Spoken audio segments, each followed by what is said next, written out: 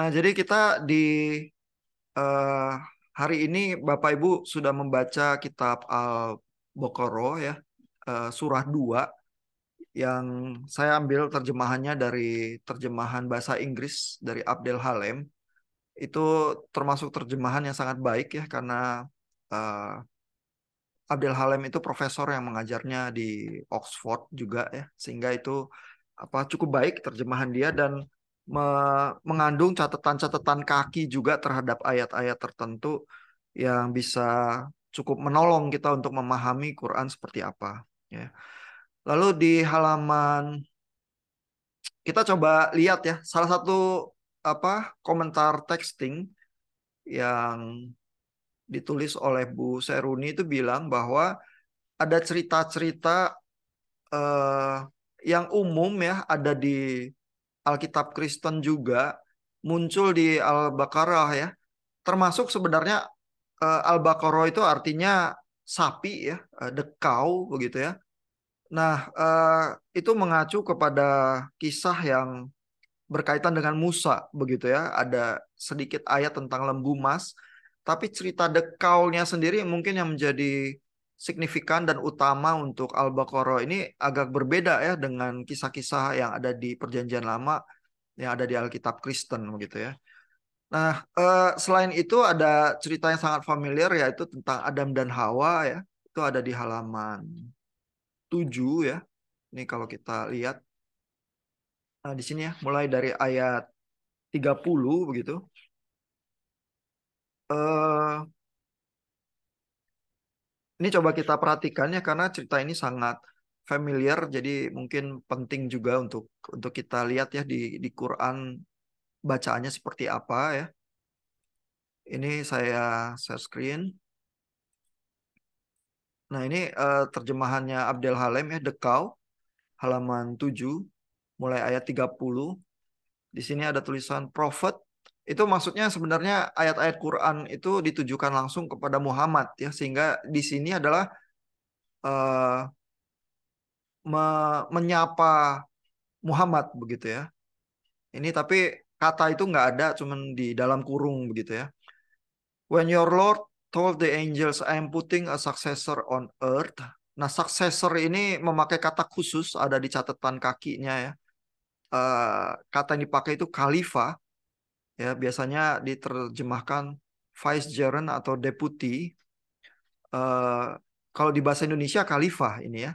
Ini kalau kita lihat terjemahannya Al-Baqarah ya di dalam bahasa Indonesia ayat 30.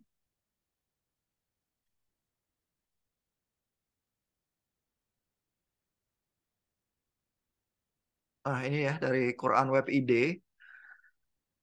Jadi di situ eh, terjemahan bahasa Indonesia mengambil strategi yang berbeda ya, tidak menyebut Muhammad begitu ya di dalam kurung seperti Abdul Halim ya, tapi di sini ingatlah begitu ya. Jadi maksudnya kalimat yang muncul belakangan ini ya sebenarnya untuk Muhammad mengingat gitu ya. Ketika Tuhanmu berfirman kepada malaikat, aku hendak menjadikan khalifah. Nah, ini kata yang dipakai ini, khalifah di bumi begitu ya. Nah, tapi menarik untuk melihat apa kata yang dipakai oleh Abdul Halim. Jadi ya, dia memakai kata tadi eh,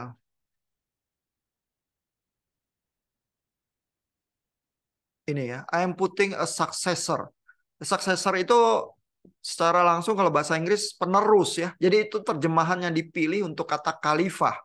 Ya, tapi Abdul Halim bilang ada kata yang lain yaitu deputi ya. Itu dimengertinya wakil Allah di bumi. Jadi khalifah itu biasanya pandangan pemahamannya umum adalah wakil Allah di dunia ini. Ya, Abdul Halim memilih kata successor itu ya, lebih seperti penerus atau ahli waris begitu ya, eh, yang mewarisi mandat ilahi di bumi begitu ya. Eh, atau trustee ya, orang kepercayaan begitu ya yang punya kewajiban eh, di bumi begitu ya. Nah, ini jadi kisah penciptaan itu menempatkan manusia sebagai Kalifatullah ya, khalifah Tuhan di bumi begitu ya. Nah, lalu eh, di dalam kisahnya di Quran, ketika akan ditaruh khalifah di bumi ya, they said, how can you put someone there who will cause damage and bloodshed when we celebrate your praise and proclaim your holiness. Jadi ada yang mengeluh ya, kenapa eh, waktu Tuhan itu bilang ke malaikat-malaikat, saya ingin menaruh khalifah di bumi, terus muncul pertanyaannya, kenapa ya menaruh seseorang yang menghasilkan kerusakan dan pertumpahan darah ya, sementara kita itu memuji engkau ya, malaikat-malaikat itu ya. But he said, I know things you do not ya, tetapi Tuhan berkata, saya tahu hal yang tidak kamu ketahui. Lalu he he taught Adam all the names, then he showed them to the angels and said, tell me the names of these if you truly think you can. They said, may you be glorified. We have knowledge only of what you have taught us. Jadi bahkan malaikat-malaikat pun tidak tahu ya nama-nama uh, hal-hal itu yang ditunjukkan oleh Tuhan ya. Tetapi Adam tahu begitu ya, karena Allah mengajari Adam begitu ya. Dan kalau kita baca di Perjanjian Lama, Adam memberi nama ya kepada semua binatang-binatang yang ditunjukkan Tuhan kepada Adam begitu ya. Nah, tapi malaikat itu yang di dalam kisah di Quran ini mengeluh kepada Tuhan, begitu ditanya namanya, oh nggak tahu ya. You are the all knowing and all wise ya, cuma Tuhan yang tahu.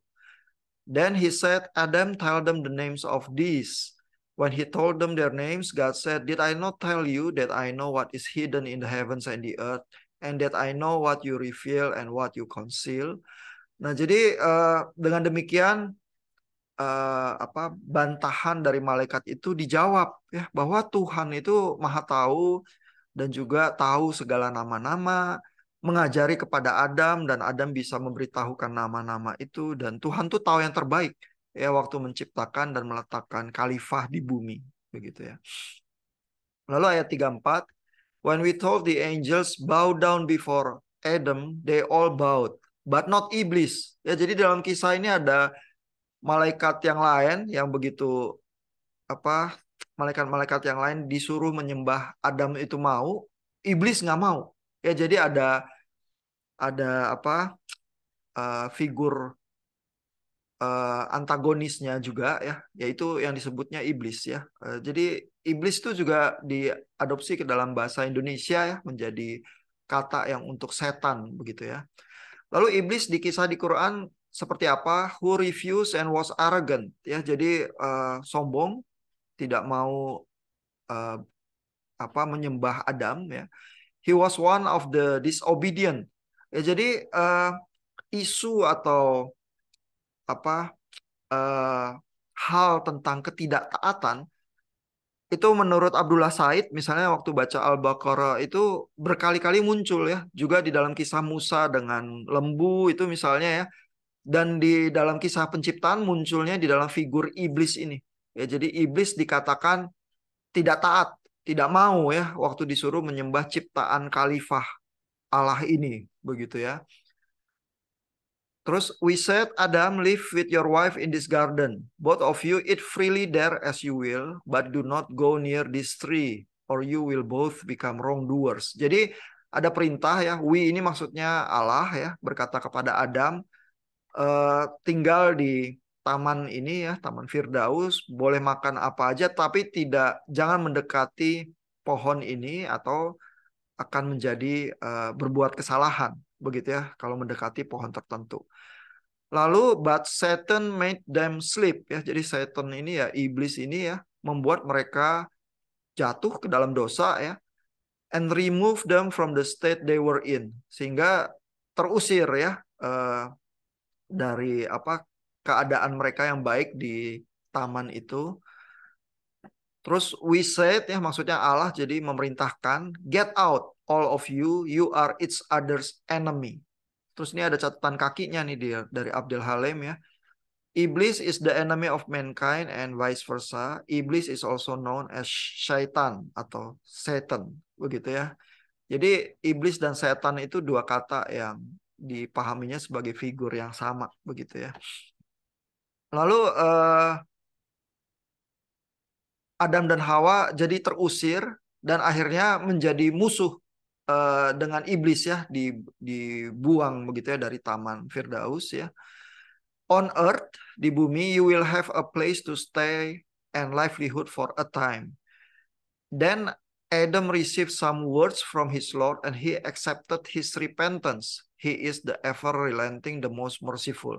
Nah, tapi ada kalimat terakhir ini nih. Adam menerima firman dari Tuhan, begitu ya. Dan Allah menerima pertobatan Adam. Jadi ada kisah di mana Adam itu bertobat karena udah berdosa terus terusir dari Taman Firdaus, begitu ya, dari Paradise. Tetapi terus Adam menerima firman dan Allah menerima pertobatannya. Ya, lalu He is the ever relenting, maksudnya Allah adalah Allah yang mengampuni dan merciful, begitu ya. We said, get out all of you, but when guidance comes from me, as it certainly will, there will be no fear for those who follow my guidance, nor will they grieve. Ya. Jadi ini tuntunan, ini juga hal yang sering muncul ya kata itu ya di Quran ya.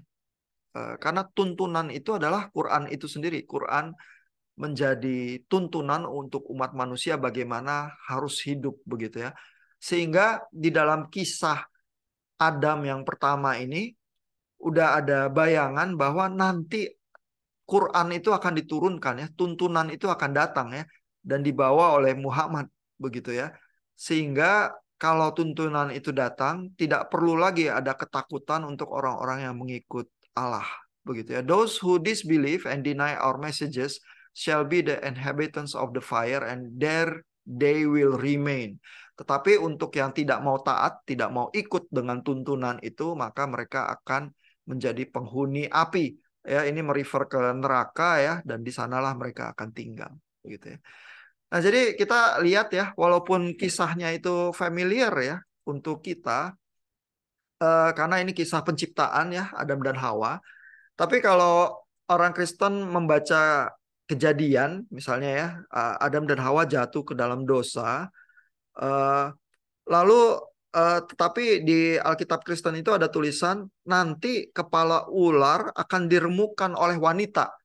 Begitu ya. Itu biasanya umat Kristen itu memahami bahwa itu janji ya, nanti akan datang seorang juru selamat yang akan menginjak kepala ular itu dan itu akan lahir dari seorang wanita. Begitu ya. Dan itu diyakini sebagai Yesus yang sang juru selamat itu. Kalau kisah kejadian di Alkitab Kristen kan seperti itu ya. Tetapi kisah di Quran, itu kisah penciptaan membawa janji atau bayang-bayang kepada tuntunan itu tadi ya. Nanti akan ada guidance.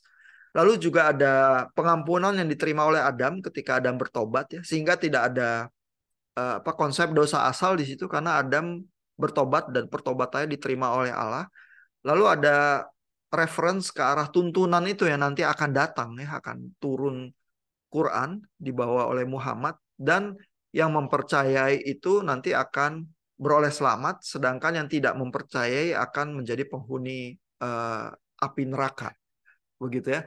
Jadi memang kisah penciptaan ya sebenarnya berfungsinya ya di dalam kitab-kitab kuno ya dan di dalam kitab suci juga yang kita baca bukan terutama seperti sains modern ya yang berusaha menjelaskan asal muasal segala sesuatu ya bukan seperti itu ya misalnya Big Bang teori atau teori evolusi atau apa ya itu munculnya dari sains tapi kitab suci itu lebih berusaha menjawab sebenarnya apa maknanya manusia itu ada di tengah dunia begitu ya kita hidup itu sebenarnya meaning of life seperti apa dan menuntun kepada janji Tuhan untuk masa depan ya.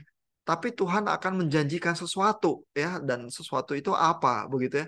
Nah, kisah penciptaan itu biasanya muncul di kitab suci semacam itu. Nah, cuman memang kisah yang ada di Quran berfungsinya berbeda ya dengan yang ada di Alkitab Kristen.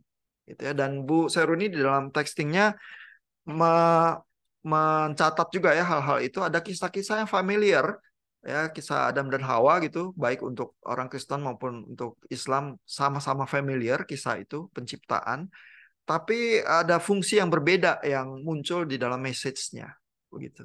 Ya.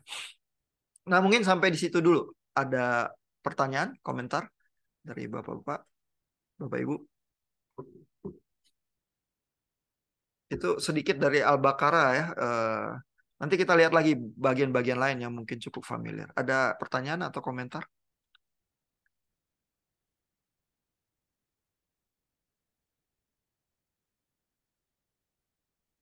Belum ada ya?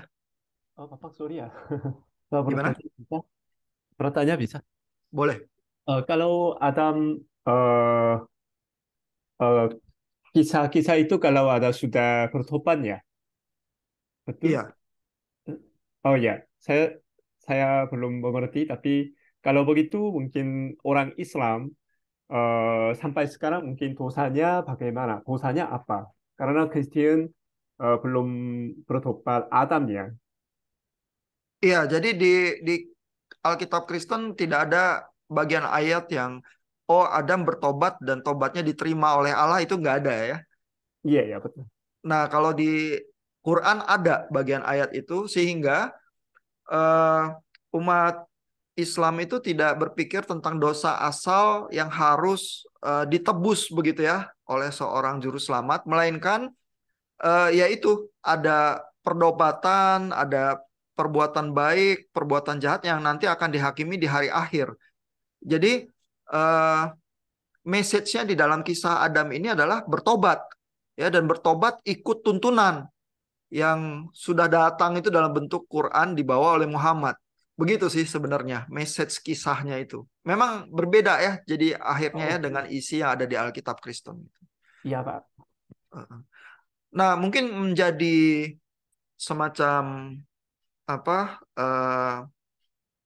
dialog yang kurang bisa dipahami ya oleh umat Islam kalau yang Kristen datang terus biasanya suka mulai dengan bicara tentang dosa asal ya, karena dosa asal itu di dalam logika pemahaman iman Kristen itulah yang mengharuskan bahwa ini ada penebusan nih yang harus terjadi lagi, dan itu terjadi dalam Yesus Kristus begitu ya. Nah, begitu bicara dosa asal aja mungkin yang Muslim akan langsung kesulitan menerima begitu ya, karena di dalam pemahamannya nggak ada konsep itu tuh bahwa manusia diciptakan terus ada dosa yang diwarisi oleh seluruh umat manusia begitu ya. Nah, kalau buat orang Kristen biasanya kita kalau melihat kemanusiaan menyadari apa ketidaksempurnaan yang mendalam yang terjadi begitu ya, karena loh orang beragama saja ternyata melakukan kejahatan-kejahatan yang sangat ini ya, sangat kental begitu ya. Itu dari mana kejahatan itu datang begitu ya. Seolah-olah begitu lahir sudah ada cacat atau kanker bawaan begitu ya yang apa me- menghantui ya seluruh umat manusia begitu ya. Dan kadang-kadang apa sangat ironi ya kenyataan-kenyataan di kehidupan, misalnya yang paling apa nanti yang tertangkap korupsi atau apa justru dari Departemen Agama gitu kalau di pemerintahan di Indonesia begitu ya. Justru misalnya juga ya bahkan di gereja Katolik atau Protestan nanti ada sexual abuse begitu yang melakukan ini ya rohaniwannya ya, pendetanya atau pastornya atau romonya begitu ya. Sehingga itu hal-hal yang sangat ironi, dan umat Kristiani itu sangat memahami ya bahwa hal semacam itu memang menunjukkan di dalam kemanusiaan sendiri itu ada sesuatu yang sakit ya, yang memang butuh eh, restorasi besar-besaran ya yang diyakini harus dilakukan oleh Allah sendiri. Tidak bisa ya manusia berusaha menyembuhkan sakit yang begitu parah itu ya. Harus datang dari sentuhan ilahi dan harus muncul dari inkarnasi, karena kalau Allah sendiri yang menjelma lalu bersentuhan dengan kemanusiaan dan alam semesta dan dunia ini, nah di situ ada harapan kesembuhan yang sesungguhnya. Ya itu iman yang diyakini oleh umat Kristen begitu ya. Nah, kadang-kadang menceritakan logika pemahaman agama yang semacam itu bisa tidak apa tidak dipahami karena mulainya langsung bersikeras terhadap dosa asal itu ya yang menjadi kunci masuknya gitu. Sementara yang Islam mungkin nggak nggak punya konsep itu gitu. Ya, mungkin perlu ngobrol lebih panjang kali kalau untuk bisa saling memahami ya karena kisahnya di Quran penciptaan seperti itu sih. Pertanyaannya apakah terjawab Pak Syoki atau ada pertanyaan lanjutan? Ya, aku sudah sebagai ini, tapi jadi bagaimana Muslim berpikir dosa-dosa mereka dapat diampuninya? Kalau sendiri-sendiri bersifat yang baik, mungkin bagi-bagi eh, apa itu barang kepada orang miskin, itu ya. Bagaimana dapat diampuni dosa-dosa mereka? Iya, jadi konsepnya itu ada semacam ditimbang di hari penghakiman terakhir ya. Kalau kebaikan itu lebih banyak ya, maka itu pahalanya surgawi begitu. Tapi kalau orang itu cenderung jahat hidupnya, lebih banyak kejahatan daripada kebaikan yang dilakukan, dia akan masuk ke dalam hukuman api kekal begitu. Jadi konsep itu sehingga di dalam kehidupan ini ya harus dijalani serius, orang bertobat seperti Adam, ikut tuntunan itu menjalani kehidupan yang baik ya, melakukan kalau masuk ke Islam ya melakukan sholat, 5 rukun Islam, memberikan zakat ya, memberikan apa harta kekayaan untuk membantu yang lain ya. Nanti kebaikan-kebaikan itu akan dihitung dan menghasilkan pahala bisa masuk surga. Begitu sih konsep dosanya. Jadi bertobat, hidup yang baik. Oh, gitu. Oke. Iya. Terima kasih, Pak. Kalau kita baca Injil ya, sebenarnya Yohanes Pembaptis waktu muncul itu yang dia serukan di padang gurun itu juga pertobatan ya.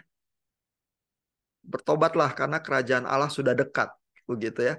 Jadi sebenarnya ada motif-motif yang sama-sama dipahami juga sih oleh oleh umat Kristen dan umat Islam ya.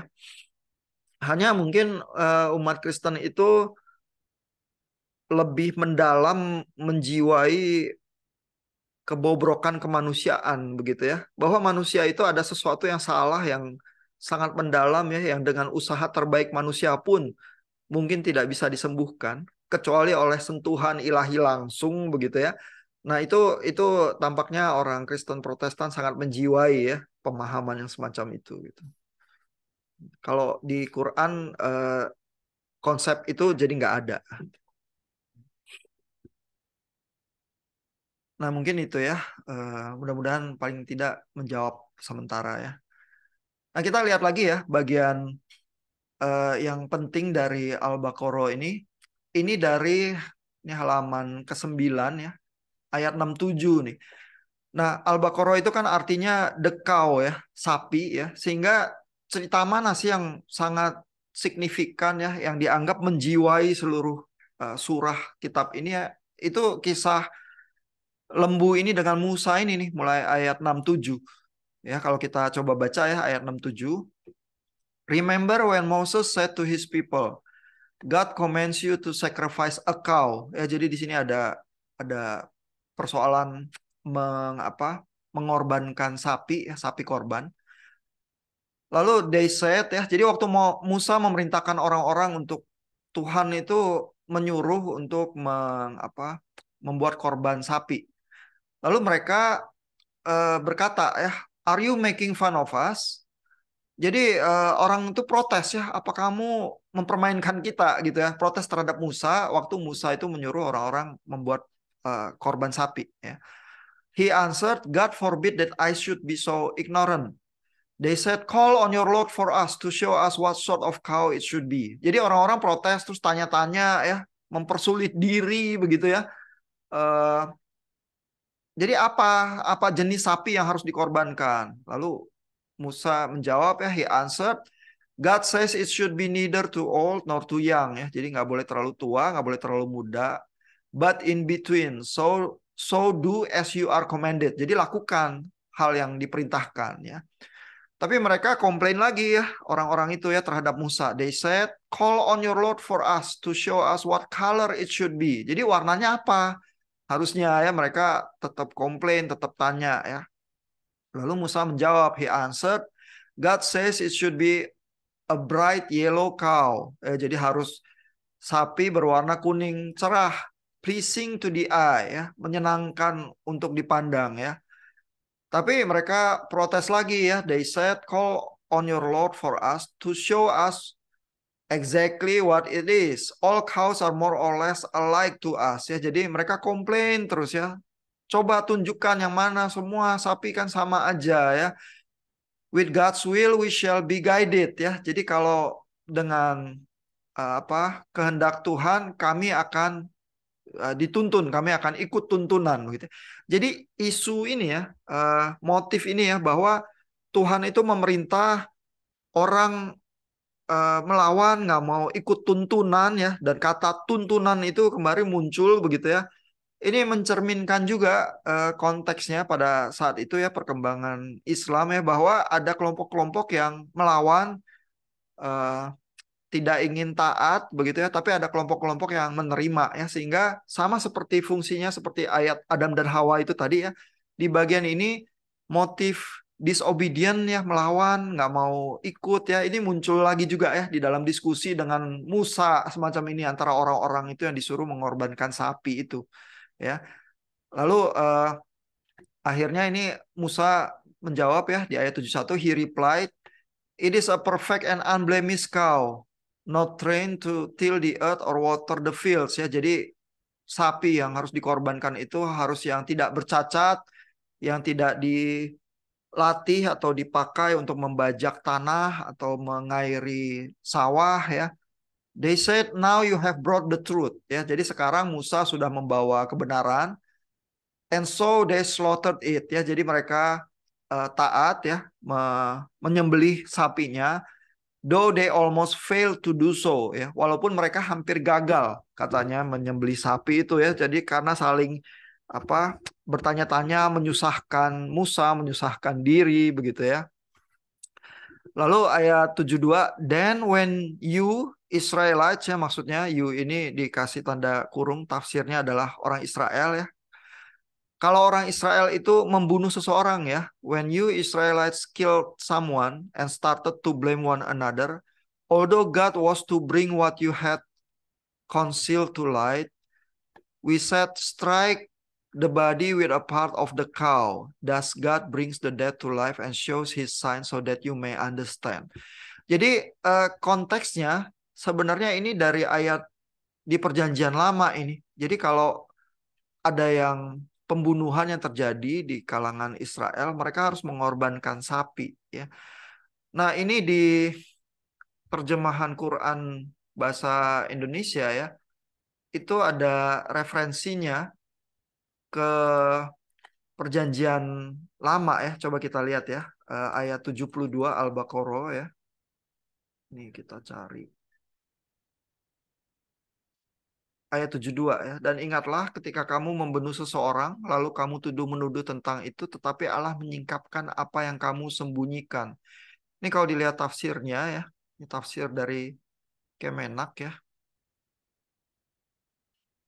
Ini, oh, bentar, bukan di ayat ini, sebentar ya. Nah, ini ya. Jadi ini tafsir Kemenaknya agak panjang di ayat ke-71 ya, ayat sebelumnya. Ini bunyinya kalau di bahasa Indonesia, dia, maksudnya Musa ya, di dalam kurung, ini menjawab. Dia lagi, tapi di bagian ini Allah ya maksudnya. Jadi Allah berfirman, sapi itu adalah sapi betina yang belum pernah dipakai untuk membajak tanah dan tidak untuk mengairi tanaman. Ini tadi deskripsi sapi yang sempurna itu ya kan. Mereka tanya-tanya terus, sapi yang semacam apa sih yang harus dikorbankan? Lalu ini sapi yang tidak membajak tanah, tidak mengairi tanaman, sehat dan tanpa belang ya, tanpa cacat. Mereka berkata, sekarang barulah engkau menerangkan yang sebenarnya ya. You bring the truth, begitu ya kata Abdul Halim tadi ya. Lalu mereka menyembelihnya dan nyaris mereka tidak melaksanakan perintah itu. Jadi hampir gagal. Begitu, tapi akhirnya disembelih juga. Nah, lalu tafsir Kemenak ini menjelaskan ya soal persoalan yang sapi yang tidak bercacat itu ya. Lalu menyebut juga ke hadis, dalam satu hadis disebutkan kalau sekiranya mereka langsung menyembelih saja seekor sapi betina pada waktu mereka menerima perintah, cukuplah sudah. tapi mereka mengajukan pertanyaan yang memberatkan mereka sendiri, maka Allah pun memberatkannya. Ini hadits riwayat Ibnu Jarir dari Ibnu Abbas ya. Jadi sebenarnya ini ayat-ayat itu ya, ayat-ayat dekau itu ya, soal korban sapi itu menggambarkan ini betapa orang-orang Israel waktu di zaman Musa itu menyusahkan sekali ya, disuruh yang sederhana bikin sapi korban, tanya nggak keruan gitu banyak ya, tunjukkan sapinya harus warna apa, harus seperti apa, semua sapi sama saja ya, tunjukkan aja sapinya gitu ya, sampai Musa itu menjawab terus dan akhirnya mereka bilang, nah sekarang engkau telah mengatakan kebenaran, jadi mereka mau taat gitu, tapi hampir saja mereka tidak taat ya. Tampaknya ini merespons ya kelompok Yahudi yang di zaman Muhammad itu juga tanya-tanya selalu nggak mau terima ya apa yang dikatakan Muhammad dan tentang Islam gitu ya. Tapi akhirnya terus mau mau taat juga ya. Sehingga moral ceritanya adalah dulu Musa udah menghadapi yang seperti itu ya. Jadi jangan heran kalau orang Israel itu begitu juga terhadap kelompok yang Islam. Begitu ya. Jadi itu terkait juga dengan konteks di zaman itu ya. Tapi di tafsir yang ini ayat 67 sampai 61 ini ya di dalam dari Kementerian Agama ini tertulis nih referensinya bahwa itu merefer ke kitab Ulangan 21 ayat 1 sampai 9. Jadi ada referensi ke kitab Perjanjian Lama nih, kitab Ulangan ya. Ini kalau kita lihat ya kitab Ulangan 21 ya. Ini saya ambil dari Alkitab Sabda ya, ini software Alkitab. Ini kalau kita lihat Ulangan 21, ini sebenarnya aturan yang diberikan kalau terjadi pembunuhan atau ada yang mati terbunuh di padang ya. Jadi ini ayat 1 kita baca, apabila di tanah yang diberikan Tuhan Allahmu kepadamu untuk menjadi milikmu terdapat seorang yang mati terbunuh di padang dengan tidak diketahui siapa yang membunuhnya. Jadi ada pertengkaran siapa yang membunuh, tahu-tahu ada yang mati di padang ya. Maka haruslah para tua-tuamu dan para hakimmu keluar mengukur jarak ke kota-kota yang di sekeliling orang yang terbunuh itu. Kota yang ternyata paling dekat dengan tempat orang yang terbunuh itu, para tua-tua kota itulah harus mengambil seekor lembu betina yang muda, yang belum pernah dipakai, yang belum pernah menghela dengan kuk. Para tua-tua kota itu haruslah membawa lembu muda itu ke suatu lembah yang selalu berair dan yang belum pernah dikerjakan atau ditaburi, dan di sana di lembah itu haruslah mereka mematahkan batang leher lembu muda itu. Imam-imam Bani Lewi haruslah tampil ke depan sebab merekalah yang dipilih Tuhan Allahmu untuk melayani Dia dan untuk memberi berkat atas demi nama Tuhan. Menurut putusan merekalah setiap perkara dan setiap hal luka melukai harus diselesaikan. Ya, jadi ini sebenarnya korban sapi ini harus dilakukan menjadi bagian di mana penyelesaian perkara kenapa ada orang terbunuh terus tidak diketahui siapa yang membunuhnya. Jadi ritualnya harus diputuskan oleh imam-imam itu dan orang Lewi ya. Tetapi harus ada sapi betina yang dikorbankan di dalam proses itu juga ya. Karena memperlihatkan keseriusannya, ini ada darah yang tercurah ini. Begitu ya, sehingga Tuhan akan mengungkapkan kebenarannya di dalam perkara orang yang mati itu. Begitu ya, melewati prosedur ini. Begitu ya. Nah, jadi itu yang di-refer ke di Quran itu ya, dari tafsir Kementerian Agama itu juga ada referensinya ke kitab Perjanjian Lama Ulangan 21 ayat 1 sampai 9 itu ya. Namun kembali yang seperti dikatakan oleh Ibu Seruni di texting ya, kisah yang ada di Alkitab Kristen atau di Perjanjian Lama begitu dikutip di Quran, fungsinya jadi berbeda ya. Jadi ada pesan khusus itu di Quran ya. Ceritanya juga berbeda ya. Cerita bahwa orang-orang itu melawan Musa bertanya-tanya itu nggak ada ya di Perjanjian Lama ya. Tapi konteksnya bahwa ada pengorbanan sapi betina semacam itu karena kematian ada ya. Sejarah itu juga dia terambil begitu ya. Karena di Quran juga kita baca eh, di ayat 72-nya itu tadi ya. Kalau kita lihat di situ bunyinya, dan ingatlah ketika kamu membunuh seseorang lalu kamu tuduh menuduh tentang itu, tetapi Allah menyingkapkan apa yang kamu sembunyikan. Nah, ini tuh merefer ke arah itu tadi ya, ada orang yang meninggal tapi nggak ketahuan siapa, terus saling tuduh menuduh, maka harus dilakukan korban sapi itu untuk menyelesaikan perkara itu. Ya, itu di Ulangan 21 ayat 1-9 itu. Ya. Tapi persoalan bantah-bantahannya dengan Musa itu munculnya di awal ya, mulai dari ayat 67 itu tadi. Ya, sehingga itu yang lebih sentral buat kisah di Quran itu ya, bahwa orang-orang ini diberikan perintah oleh Musa itu melawan, ya bertanya macam-macam, mempersulit begitu ya. Karena itulah konteks yang dihadapi oleh umat Islam eh, di Madinah ya. Itu surah Al-Baqarah itu agak panjang ya, itu surah Madinah, itu sudah terjadi di Madinah juga ya. Sehingga apa, kelompok-kelompok yang mempertanyakan Islam, mempertanyakan Muhammad, tidak mau taat gitu ya, bertanya macam-macam, mempersulit begitu ya. Itu juga yang dihadapi oleh kelompok Islam mula-mula itu di Madinah. Ya, sehingga di ayat itulah menjawab ya konteks yang terjadi itu, dan bilang bahwa nah akhirnya kan terbukti Musa itu membawa kebenaran. Begitu ya, karena di ayat itu tertulis, nah akhirnya engkau mengatakan kebenaran, sehingga orang-orang Israel itu yang tadinya melawan, itu akhirnya menyembelih Musa, apa, sapi betina itu, padahal hampir gagal ya, tapi akhirnya dilakukan juga perintah Musa itu. Ya, sehingga gambarannya adalah mengharapkan kelompok yang Israel dan Kristen juga yang di Madinah nanti akan ikut tuntunan itu juga. Ya, sama seperti orang-orang itu udah melawan Musa di Madinah, orang-orang itu melawan Muhammad begitu ya. Tapi nanti akan ikut tuntunan juga. Ya, jadi harapannya dari kisah itu seperti itu ya. Tapi motif yang muncul memang berkali-kali kalau kita baca Quran tuh motif disobedient, nggak mau taat, mempertanyakan ya. Tadi kisah Adam dan Hawa juga motifnya itu ya, iblis itu disobedient ya, disuruh menyembah. Adam nggak mau. Begitu ya, sehingga iblis dan manusia itu akhirnya diusir dari paradis dan dua-duanya menjadi saling saling bermusuhan begitu ya. Nah, ini juga motif disobedient ini muncul di kisah sapi ini, the cow ini. Nah, itu mungkin ya kisah yang paling penting itu di Al-Baqarah itu ya, yang merefer kepada Musa itu. Ada pertanyaan atau komentar? Pak, saya mau bertanya, Pak. Iya, iya, silakan Bu.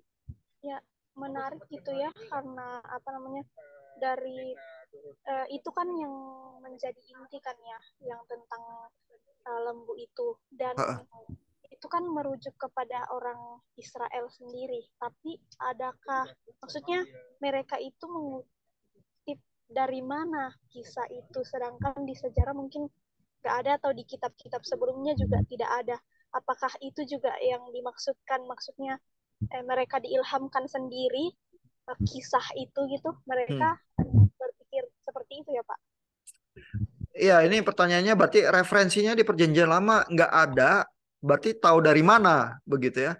Nah, kalau umat Muslim ya akan meyakini itu diilhamkan langsung dari Tuhan karena didiktekan secara langsung oleh malaikat Jibril kepada Muhammad, begitu ya. Karena Tuhan lewat Jibril mengungkapkan hal-hal yang tidak diketahui kepada Muhammad, begitu ya.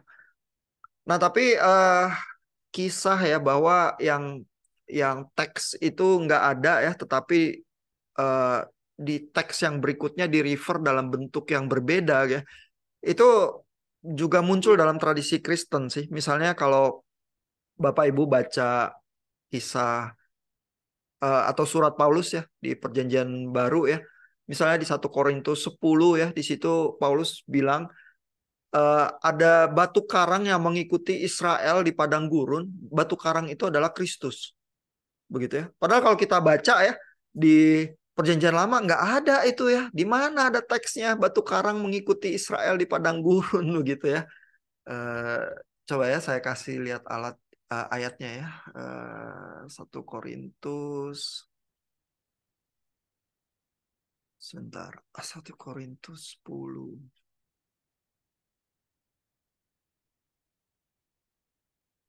Ya, ini ya.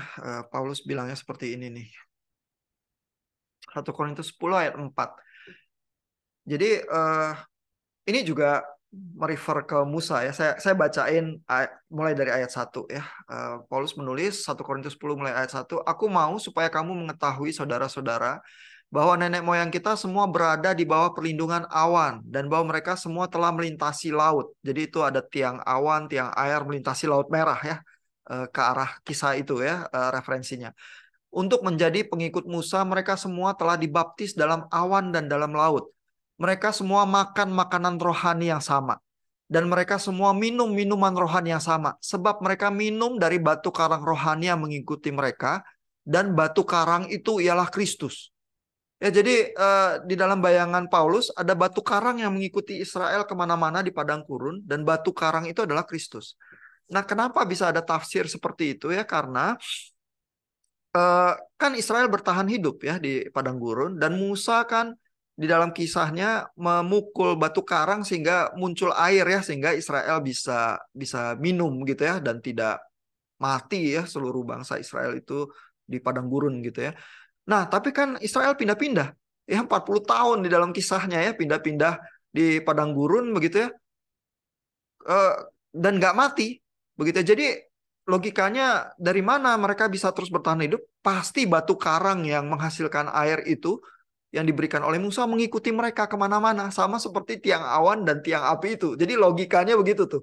Dan itu tampaknya diturunkan ya dalam tradisi rabbinik ya, secara verbal ya, kisah-kisah narasi oral gitu ya, yang diyakini juga di dalam kelompok tradisi Yudaisme yang dikutip oleh Paulus di situ. Ya, tapi kalau kita baca teksnya di Perjanjian Lama, nggak ada itu gitu ya. Di mana di Perjanjian Lama ada kisah batu karang itu mengikuti Israel di padang gurun? Nggak ada. Ya, tapi itu logika tafsir, tapi terus diyakini di komunitasnya, dan Paulus mengutipnya seperti itu tuh. Kalau buat orang Kristen sering bingung jadinya ya, karena di mana kisahnya di PL ya, tapi ya itu berarti dari tradisi rabbinik itu begitu ya. Nah, pertanyaannya jadi sama ya, Quran itu mengambil kisah ya terus berfungsinya berbeda ya. Itu dari mana? Ada kontekstualnya itu tadi ya, Ulangan 21 ayat 1 sampai 9. Tapi tentu Quran memang punya message tertentu sendiri yang merespons terhadap kondisi apa yang dihadapi oleh umat Islam mula-mula itu di Madinah itu ya, sehingga pesan dari kisahnya itu seperti itu sih. Ya, dari mananya bisa dari oral tradition ya, atau dari kitab-kitab yang beredar di zamannya ya, perlu mungkin studi yang lebih lebih mendalam ya, referensinya dari mana. Tapi paling tidak tafsir Kemenak menunjuknya ke Ulangan 21 itu sebagai konteks ya. Kalau Abdel Halim malah nggak menunjuk kemana-mana ya, nggak ada tuh referensinya di kalau baca terjemahannya Abdel Halim ya. Nah, jadi memang persoalan dari mana itu kadang nggak bisa dengan mudah dijawab ya. Eh, karena misalnya juga di di sini ya, coba saya tunjukkan ya. Mungkin kita masih ada waktu sedikit.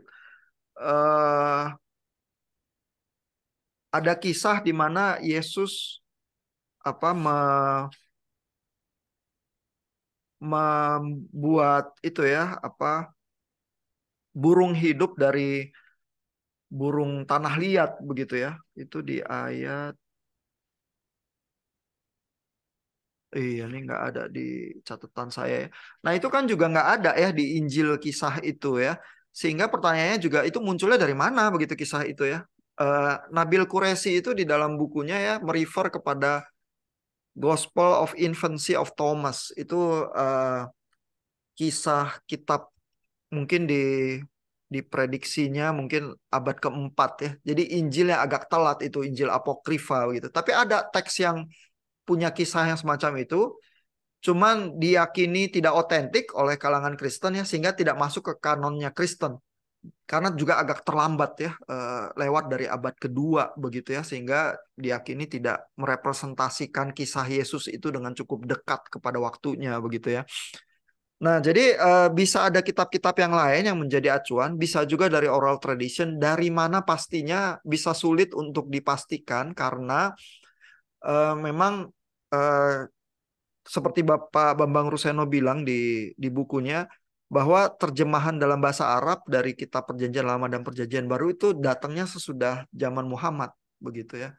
Jadi sumber-sumber itu bisa agak sulit dipastikan, tetapi either muncul dari oral tradition ya, dari kisah-kisah verbal yang diwarisi turun-temurun, atau dari kitab-kitab lain yang mungkin tidak di kanon Alkitab Kristen dan Yahudi sih. Ya. Mudah-mudahan menjawab sekilas Pak Bu Seruni. Oke Pak, terima kasih. Ya. Ada pertanyaan lagi, komentar dari Bapak Ibu? Bapak, jika Ya, orang-orang yang menulis Al-Quran ya. tidak memiliki latar belakang perjanjian lama, Heeh. apakah mereka tidak memahami kata-kata Muhammad dan hanya mencatat kata-katanya?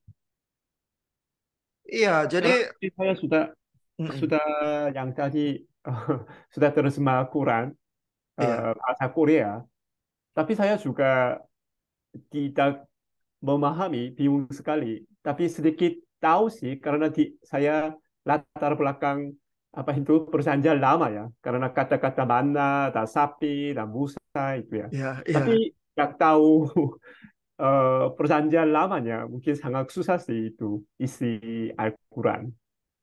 Betul. Pak Syoki baca Quran bahasa Korea ya? Iya ya sudah terjemah, tapi mungkin ya sangat kurang sekali mungkin, mungkin ya. Iya, iya. Jadi buat teman-teman yang Kristen kalau baca Quran ya, kesulitannya salah satunya adalah Quran banyak kalimat-kalimat langsung begitu ya. Katakanlah Muhammad gitu misalnya ya. Jadi ditujukannya itu kepada Muhammad ya, atau bisa dipahami juga kepada orang Islam mula-mula begitu ya. Kalau baca Alkitab Kristen kan banyak narasi dan ceritanya ya, yang kadang-kadang munculnya dari narator pihak ketiga ya yang menceritakan kisah itu. Jadi waktu baca Quran kalau yang Kristen nggak terbiasa bisa kaget dan lihat kok banyak kalimat-kalimat langsung, terus seperti kisah ceritanya itu sangat minim, jadi sulit dipahami gitu ya. Jadi memang kalau baca Quran itu kumpulan ucapan-ucapan langsung. Eh, Memang di Al-Baqarah itu yang surah Madinah lebih banyak lah narasinya dibanding surah-surah Mekah yang kita udah lihat minggu lalu ya. Itu kan lebih puitis, lebih pendek-pendek, mungkin cuma di bawah 10 ayat ya, atau ada yang cuma belasan ayat gitu ya. Ini lebih panjang. Tapi kalaupun lebih panjang, mungkin memang lebih banyak kalimat langsung juga. Terus kesulitan lainnya adalah kalaupun kita terbiasa dengan kisah-kisah perjanjian lama, tapi di Quran kisah itu jadi berbeda. Ya. Lalu kisah yang berbeda itu membawa pesan yang berbeda juga, gitu ya, sehingga kita langsung kesulitan. Kita rasa ini kisahnya familiar, tapi kok muncul dengan bentuk yang berbeda, pesan yang berbeda ya. Terus kita jadi kagok begitu ya. Jadi biasanya teman-teman yang Kristen seperti itu sih. Tapi itu perasaan yang normal ya kalau belum pernah baca Quran. Eh, Cuma nanti pelan-pelan kita akan bisa memahami ya. Seperti surah-surah Mekah itu kan nuansa eskatologisnya tinggi ya, mengingat kepada akhir zaman ya. Eh, Juga kalau kita baca Al-Kafirun minggu lalu itu kan juga udah ada nuansa perlawanan ya. Ada orang yang tidak percaya kepada Muhammad, lalu Muhammad itu disuruh mengatakan bahwa agamamu untuk agamamu, agamaku untuk agamaku, kan begitu ya. Lakum dinukum waliyadin itu ayat terakhir dari Al-Kafirun itu. Ini di surah Al-Baqarah ini karena udah di Madinah, kelompok Muhammad itu udah makin besar ya. Persoalan-persoalan lebih banyak, persoalan hukum, persoalan warisan, persoalan pernikahan. Ayat-ayat Qur'annya lebih kompleks, mengandung kisah-kisah, tapi motif-motif utama itu seperti bahwa umat Islam menerima perlawanan, ada yang tidak mau taat terhadap tuntunan ya, mempersulit ya, bahkan mempersulit Musa begitu ya. Itu motif itu terus muncul sih. Ya, jadi ada kesinambungan motif juga yang memperlihatkan konteks umat Islam mula-mula yang berusaha yang dijawab ya oleh Quran begitu. Ya. Nah, memang jadi kita yang udah terbiasa, kalau udah terbiasa baca Alkitab Kristen harus terpaksa berpikir ulang baca ceritanya karena ini versinya berbeda dan pesannya berbeda juga gitu ya. Memang seperti itu sih, Pak. Nah, tapi nanti mungkin baca surah yang berikutnya ya. Surah habis Al-Baqarah, minggu depan kita baca surah yang berikutnya. Lebih pendek sedikit, Al-Baqarah itu yang paling panjang. Nanti mulai biasa sih lihat motif-motif itu ada yang muncul lagi gitu ya. Nanti kita bisa lebih memahami sih motif-motif yang muncul itu. Tapi bahwa di awalnya bingung tampaknya normal sih Pak. Semua yang Kristen kalau nggak biasa baca Quran terus bingung itu normal sih Pak. Iya, ada pertanyaan lagi, Bapak Ibu? Kayaknya waktu kita habis sih.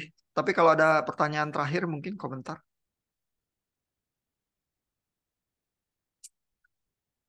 Ya, tampaknya nggak ada lagi ya. Sampai kalau gitu kita siang ini sampai di sini saja. Nanti saya upload lagi eh, materi yang terkait minggu depan. Tapi apa bukunya Abdul Halim itu terjemahan Quran dari Oxford itu tersedia. Bapak-bapak bisa langsung nubruk baca surah berikutnya. Ya, surah surah ketiga. Surah ketiga itu eh, Al Imran ya, The Family of Imran itu. Ya. Nah, kita sampai di sini kita ketemu lagi minggu depan ya.